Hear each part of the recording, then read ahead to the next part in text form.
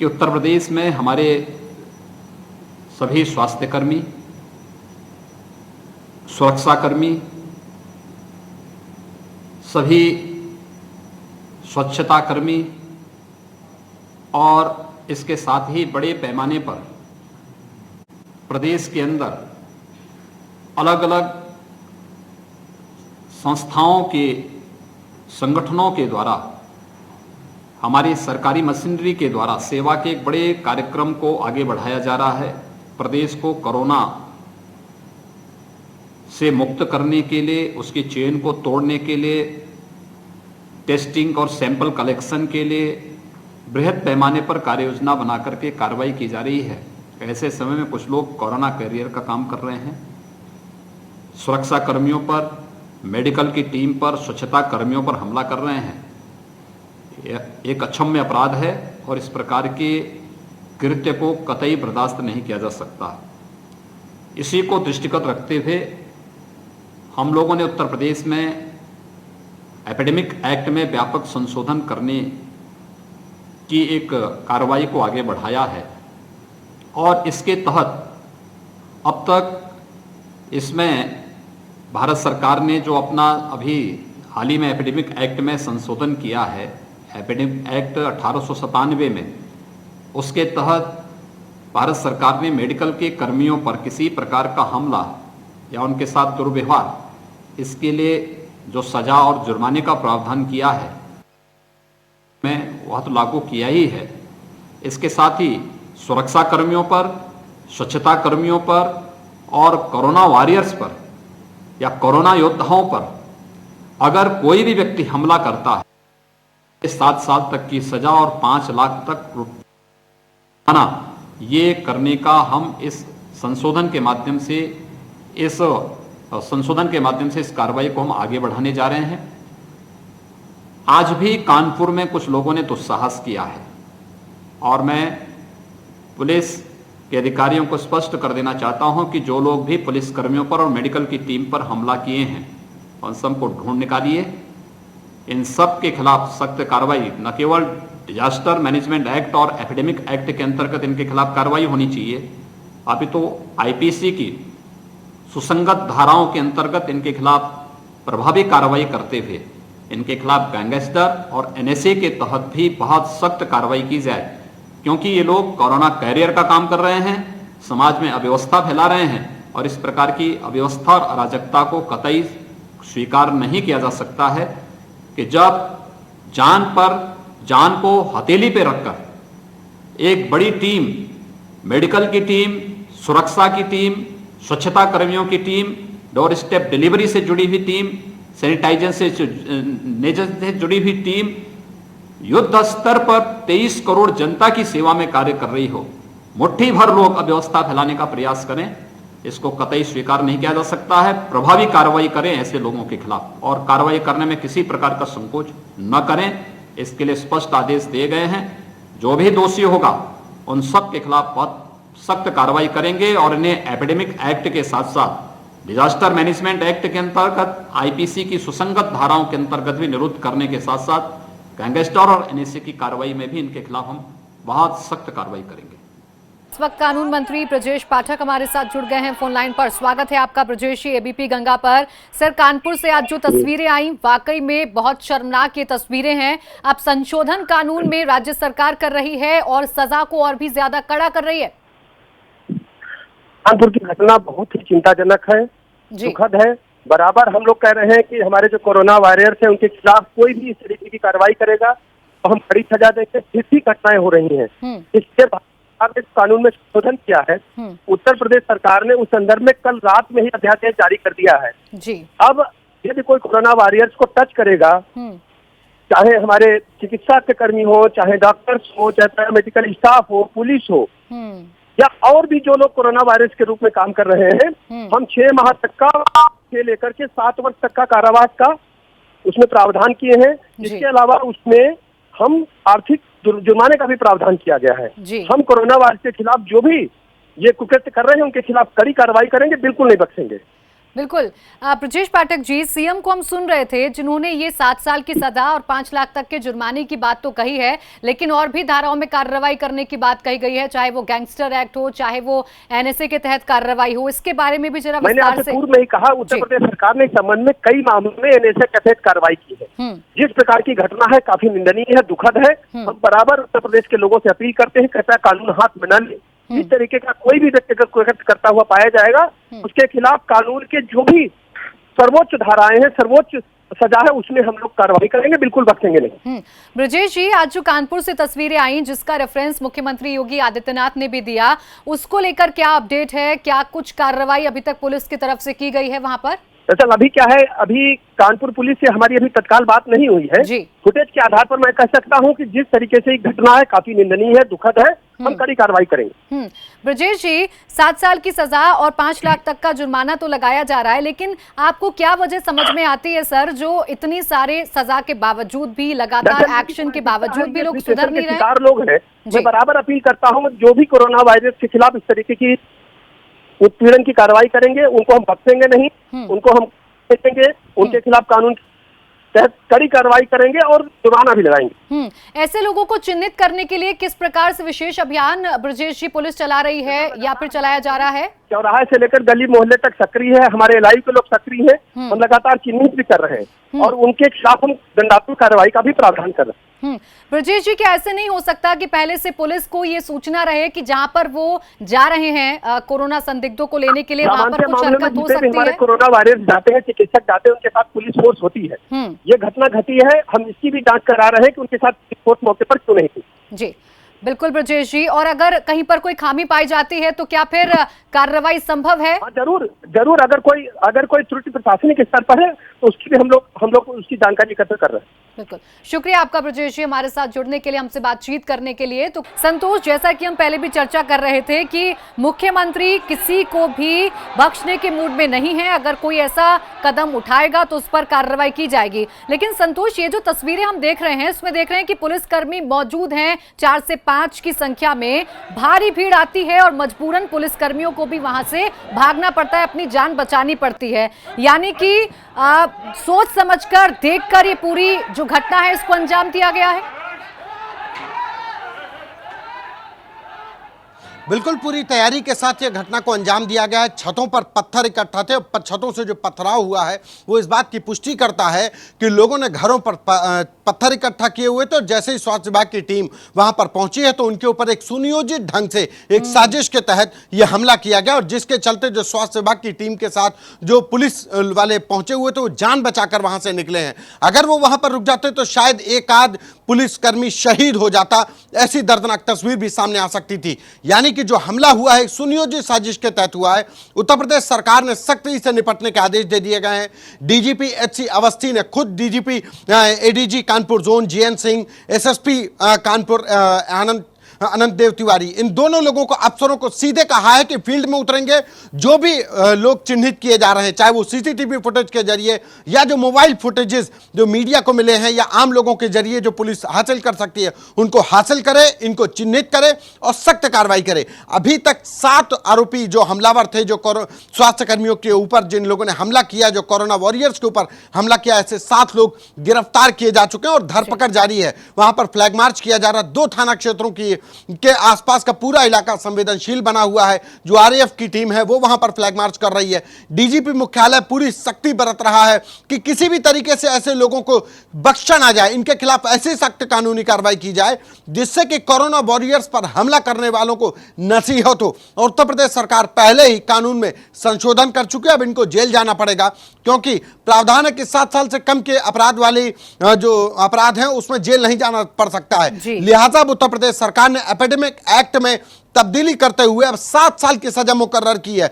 यानी कि अब जो भी एपिडेमिक एक्ट में गिरफ्तार होगा, कोरोना वॉरियर्स पर जो हमला करने के आरोप में गिरफ्तार होगा, उसको जेल जाना होगा और जुर्माना भी वसूला जाएगा। यानी उत्तर प्रदेश सरकार कोरोना वॉरियर्स की सुरक्षा को लेकर बेहद गंभीर है और जो भी कोरोना वॉरियर्स के ऊपर हमला करेगा, उनकी सुरक्षा से खिलवाड़ करेगा, उनको सरकार बख्शने वाली नहीं है। खुद मुख्यमंत्री योगी आदित्यनाथ इस पूरी घटना पर संज्ञान रहे हैं कि सीएम योगी पैनी नजर हर हालात पर बनाए हुए हैं। लेकिन फिर भी संतोष, एक सवाल है जो मन में आता है, वो ये है कि जब इस तरीके की घटनाएं लगातार सामने आ रही हैं और जब कोई मेडिकल स्टाफ या फिर कोई मेडिकल कर्मी किसी जगह पर पहुंचता है किसी कोरोना संदिग्ध को चिन्हित करने के लिए, तो क्या वहां पर पूरी तैयारी के साथ नहीं जाते? संतोष, आप बने रहेगा हमारे साथ। डिप्टी सीएम केशव प्रसाद मौर्य जुड़ गए फोन लाइन पर, उनका हम रुख कर लेते हैं। स्वागत है आपका केशव प्रसाद मौर्य जी एबीपी गंगा पर। सर, सरकार पूरी तरीके से सख्त है, कदम उठाए जा रहे हैं, फिर भी घटनाएं नहीं रुक रही हैं, और क्या कुछ सरकार की तरफ से बड़े कदम हमें दिखाई देंगे? देखिए, सरकार की ओर से जो भी कदम उठाया गया है, ये कोरोना योद्धा के रूप में जो अपनी सेवा संकट के काल में दे रहे हैं, उनको हर प्रकार का सुरक्षा कवर प्रदान करने का भारत सरकार ने और उत्तर प्रदेश सरकार ने निर्णय लिया है जी। लेकिन जिन अराजक तत्वों ने इस प्रकार से जब एक कोई पॉजिटिव मिलता है तो उस परिवार में जो सदस्य थे तो उनको क्वारंटीन करना ही पड़ेगा। बिल्कुल। और क्वारंटीन करने के लिए अगर वहां पर जो टीम गई है उस पर जिन लोगों ने भी हमला किया है, वह हमलावर ये समझ लें कि उनके खिलाफ बहुत सख्त कार्रवाई की जाएगी और इस प्रकार की चीजें किसी भी कीमत पर बर्दाश्त नहीं की जाएंगी। हमारा प्रयास उत्तर प्रदेश में किसी भी दशा में नागरिकों को असुविधा ना हो, इसको ध्यान में रख करके सरकार के स्तर पर जो व्यवस्था की जा सकती है लगातार व्यवस्था की गई है। लेकिन कुछ गिने चुने स्थानों पर कुछ अराजक किस्म के लोगों ने हमारे जो कोरोना योद्धा हैं, वो चाहे स्वास्थ्य कर्मी हो, चाहे वो सुरक्षा कर्मी हो, चाहे प्रशासनिक लोग हों, जहां कहीं पर भी इस प्रकार से घटना को अंजाम देने की कोशिश किए हैं, उनको इसकी कीमत चुकानी पड़ेगी। जी केशव जी, ये जो तस्वीरें हम देख रहे हैं कानपुर से, इसमें साफ दिख रहा है कि पुलिसकर्मी अपनी गाड़ी के पास खड़े हैं, एक साथ भीड़ आती है और हमला शुरू कर दिया जाता है, और खबर ये भी निकलकर सामने आ रही है कि छतों पर पत्थर इकट्ठा थे। तो नहीं लगता कि अभी और सूचना तंत्र को और ज्यादा एक्टिव करना होगा ताकि ऐसे संवेदनशील इलाकों में ज्यादा पुलिस बल को भेज सके स्वास्थ्य कर्मियों के साथ? देखिए, ये जहाँ की घटना है वो हॉट स्पॉट एरिया के रूप में चिन्हित है जी। सामान्यतः वहाँ पर सभी लोगों का जाना इस समय रुका हुआ रहता है, लेकिन इस बीच जब एक व्यक्ति पॉजिटिव आ जाता है उसके सैंपल लेने के बाद तो स्वाभाविक है उस घर के जो सदस्य होंगे तो उनको क्वारंटीन करना पड़ेगा। बिल्कुल। प्रशासन ने, पुलिस ने, स्वास्थ्य विभाग के हमारे चिकित्सक और सारी टीम ने केवल इसी योजना के अंतर्गत, इसी व्यवस्था के अंतर्गत उन लोगों ने जाकर के उनको क्वारंटीन करने के लिए कहा है जी। और जो इस प्रकार की शरारत किए हैं वो चिन्हित किए गए, उनमें से गिरफ्तार भी किए गए हैं, उनके खिलाफ बहुत कठोर कार्रवाई की जाएगी। केशव मौर्य जी, आप एबीपी गंगा के माध्यम से क्या कहना चाहेंगे उन अराजक तत्वों को? किस तरीके से आप नसीहत देना चाहेंगे कि सुधर जाइए वरना कार्रवाई होगी? मैं एबीपी गंगा के माध्यम से जो दोषी हैं उनको ये बताना चाह रहा हूँ कि उनको बहुत कठोर कार्रवाई की जाएगी, उसको किसी भी कीमत पर कोई बचाने नहीं पाएगा। और उत्तर प्रदेश के अन्य जिलों में जहां पर भी जो लोग हैं वो इस बात को बार बार समझें, ये कोरोना का संक्रमण है, ये हिंदू मुसलमान नहीं देखता, ये कानपुर, लखनऊ, आगरा और नोएडा नहीं देखता, ये उत्तर प्रदेश और मध्य प्रदेश और छत्तीसगढ़ और महाराष्ट्र नहीं देखता, ये भारत और पाकिस्तान और चीन और जापान नहीं देखता, अमेरिका नहीं देखता। इसलिए सबको ये ध्यान में रहना चाहिए कि ये संक्रमण के संकट पर हिंदुस्तान को विजयी बनाने के लिए माननीय प्रधानमंत्री श्री नरेंद्र मोदी जी के द्वारा घोषित जो लॉकडाउन है वो 3 मई तक लागू है। जो हॉट स्पॉट एरिया है उसके लिए जो कुछ गाइडलाइन बताई गई है उसका पालन करना पड़ेगा, और जिन लोगों ने पालन नहीं किया है उनके खिलाफ कानून के अनुसार कठोर से कठोर कार्रवाई की जाएगी। बिल्कुल, शुक्रिया आपका सर हमारे साथ जुड़ने के लिए और हमसे बातचीत करने के लिए। तो केशव प्रसाद मौर्य सीधे तौर पर एबीपी गंगा के माध्यम से नसीहत दे रहे हैं उन अराजक तत्वों को जो इस तरीके की शर्मनाक करतूत करते हैं। साफ तौर पर उन्होंने एबीपी गंगा पर कहा है कि सुधर जाइए वरना फिर आपके खिलाफ सख्त कार्रवाई की जाएगी। समझना यह है यहाँ पर लोगों को कि अगर कोई स्वास्थ्य कर्मी या कोई पुलिसकर्मी आपके इलाके में आ रहा है तो आपको नुकसान पहुंचाने तो बिल्कुल नहीं आ रहा है, वो आपके लिए ही आ रहा है ताकि आपको इस गंभीर बीमारी से बचाया जा सके, लेकिन बावजूद इसके लोग समझने की कोशिश नहीं कर रहे हैं। संतोष मेरे सहयोगी लगातार बने हुए हैं हमारे साथ। संतोष, आपने सुना ही होगा कि डिप्टी सीएम सख्त हैं, नसीहत दे रहे हैं, समझा रहे हैं दोषियों को, उन अराजक तत्वों को, लेकिन फिर भी संतोष, जो सवाल मैं आपसे कर रही थी वो ये है कि जो ये संवेदनशील इलाके हैं या जहां पर क्वारंटीन करने के लिए टीम जाती है, तो क्या वहां पर ऐसा नहीं हो सकता कि पहले से ही सूचना तंत्र थोड़ा एक्टिव हो जाए और पता चल जाए कि वहां पर कोई साजिश रची जा रही है, लोग इकट्ठा हो रहे हैं, ताकि ऐसी घटनाओं को कम से कम रोका जा सके? देखिए, ऐसे हॉटस्पॉट इलाकों पर निगरानी के लिए पुलिस के पास सिर्फ एक हथियार है, वो है सिर्फ ड्रोन कैमरे। ड्रोन कैमरों के जरिए ऐसे हॉटस्पॉट इलाकों पर नजर रखी जा रही है। क्योंकि हॉटस्पॉट में जाने पर सभी की मनाही होती है, कोई नहीं जा सकता है। स्वास्थ्य कर्मी भी जो जाते हैं वो पीपी किट पहन करके जाते हैं, पूरी एहतियात बरतते हुए जाते हैं। हॉटस्पॉट में हर चीज संक्रमित मानी जाती है। ये होता है कि संक्रमण यहाँ पर तेजी से फैलेगा, लिहाजा वहां पर कोई मानवीय प्रवेश पॉसिबल नहीं है। ऐसे में अगर घर के अंदर साजिश रची जा रही है और छत पर अगर पत्थर इकट्ठा हो रहे हैं, तो ऐसे में ड्रोन कैमरा ही सबसे कारगर है। अब ये कानपुर पुलिस को इस बात का जवाब देना होगा कि ड्रोन कैमरे के जरिए ऐसे हॉटस्पॉट्स की निगरानी की जा रही है कि नहीं, क्योंकि तमाम संवेदनशील इलाकों में, लखनऊ से लेकर के मुरादाबाद, नोएडा, गाजियाबाद, जहां भी ऐसी घटनाएं हो रही हैं, कोरोना वॉरियर्स के ऊपर हमले हो रहे हैं, उन पर ड्रोन कैमरे के जरिए निगरानी करने के निर्देश दे दिए गए हैं कि ड्रोन कैमरे से इन इलाकों की निगरानी रखी जाए कि लोग छतों पर इकट्ठा होकर के ना अराजकता फैलाएं, कोई साजिश ना रचे, छतों पर पत्थर या बोतल इकट्ठा ना होने पाए जिससे कि पथराव हो सके, जैसे कि स्थिति आज कानपुर में हुई। यानी कि ड्रोन कैमरे के जरिए ही इन पर नजर रखी जा सकती है।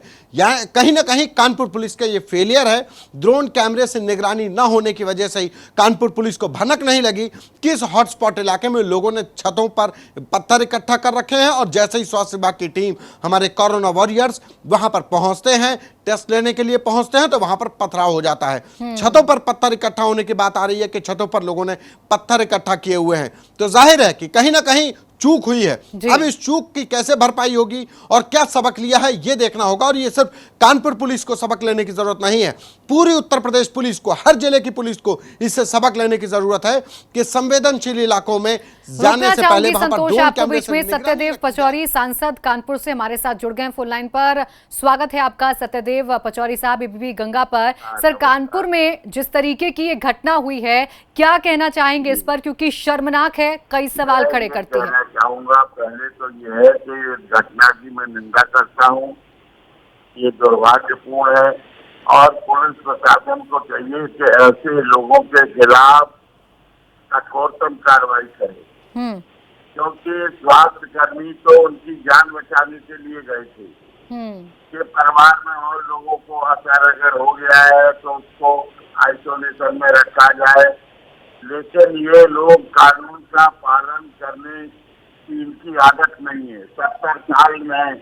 जो भी सरकारें नहीं, उसने इनकी आदत को खराब कर दिया है, समाज की तरह रखा है। तुष्टीकरण के कारण ये लोग कानून को नहीं मानते, और ये भी नहीं समझते कि क्या मेरे हित में है, क्या हित में है। इसीलिए इन पर ऐसे लोगों पर कठोरतम कार्रवाई की आवश्यकता है, ताकि उत्तर प्रदेश में बाकी जिलों में ऐसे लोगों को सबक मिले। सत्यदेव पचौरी साहब, ऐसा नहीं है कि सरकार कार्रवाई नहीं कर रही है, कार्रवाई की जा रही है, रासुका के तहत कार्रवाई की जा रही है। अब तो एपिडेमिक एक्ट में संशोधन सरकार ने कर दिया है, लेकिन फिर भी आपको क्या वजह समझ में आती है जो इन तमाम कड़े कदमों के बावजूद भी लोग नहीं सुधर पा रहे हैं, समझ नहीं पा रहे हैं कि कोरोना वॉरियर्स आपके लिए ही हैं? देखिए, एक तो ये लोग अनपढ़ और लोग हैं, इसीलिए ये सही भाषा को, अपने हित और अहित को नहीं समझते। ये धर्म में इतने धार्मिक है कि ये मानते हैं कि हमें हमारे धर्म से हमें हटाया जा रहा है। ये भावनाएं जमात के लोगों ने मुसलमानों के दिल में भर दी है, इसीलिए जगह जगह पूरे देश में विरोध हो रहे, घटनाएं हो रही हैं, कर्मियों को मार रहे हैं, पुलिस पे ईंटें पत्थर चला रहे हैं। इसीलिए ऐसे लोगों पर कार्रवाई के अलावा और कोई विकल्प नहीं बचा। जी, सत्यदेव पचौरी जी, देखिए पहली बात तो ये समझना होगा सबको कि धर्म, जाति और जगह को देखकर कोरोना वायरस वार नहीं करता है। आप सांसद हैं कानपुर के सर, इस हालात पर ये जो नाजुक स्थिति बनी है, आप किस तरीके से नजर रख रहे हैं और क्या आपकी कोई बातचीत प्रशासनिक अधिकारी से हो पाई है? मैंने से बात की थी और बाकी लोगों को भी समझाने की कोशिश की है कि भाई हम तो इनके हित में आए, ये बताया भी है, पढ़े लिखे लोग ये समझ रहे हैं, लेकिन घर के छत के ऊपर पत्थर फेंकना, वहाँ पे पत्थर जमा करना, ये लगता है कि ये हमला उन्होंने तैयारी से किया है। सांसद साहब, तैयारी से एकमात्र विकल्प कार्रवाई है। जब तक कठोरतम कार्रवाई ऐसे लोगों पर नहीं होगी, भय पैदा नहीं होगा प्रशासन के प्रति, तब तक ये कानून को नहीं मानेंगे। सत्यदेव पचौरी साहब, जैसे आपने कहा कि ऐसा क्षेत्र है जी जहाँ घटना हुई है, ये कानपुर में दंगे वहीं से शुरू होते हैं, दंगाइयों का क्षेत्र है। तो सत्यदेव पचौरी साहब, फिर तो सवाल है कि जब दंगे वहां से शुरू होते हैं और जैसा आपने कहा संवेदनशील इलाका है, तो बिना तैयारी के अगर वहां पर मेडिकल टीम जा रही है, बिना किसी पहले जान पहचान किए हुए, पहले बिना किसी जानकारी को जुटाए हुए जा रही है, तो ये तो खतरा मोल लेने वाली बात हो गई ना सत्यदेव पचौरी साहब? हमें लगता है कि ये उन्होंने समझा नहीं, इसको फोर्स को लेके जाना चाहिए था। और ये पीएससी के अलावा किसी को डरते भी नहीं, ये भी बता दें आपको। ये पुलिस को खुद नहीं समझते, मिलिट्री को खुद नहीं समझते, ये डरते हैं तो पीएससी से डरते। इसलिए इनके एरिया में जहाँ रेड जोन बनाया गया, सब जगह पीएससी लगा देना चाहिए। तो आपने कोई सुझाव दिया है सर? सांसद हैं, जनप्रतिनिधि हैं आप वहाँ से, तो आपने इस तरीके का सुझाव दिया है क्या पुलिस को? बता दिया कि जहाँ इनके एरिया में रेड जोन है, उन पर पीएससी लगा दो। हाँ, तो क्या जवाब प्रशासन की तरफ से मिला है? क्या पीएससी की तैनाती होगी कानपुर में? इस पे उन्होंने अनुमति मांगी है और हमें लगता है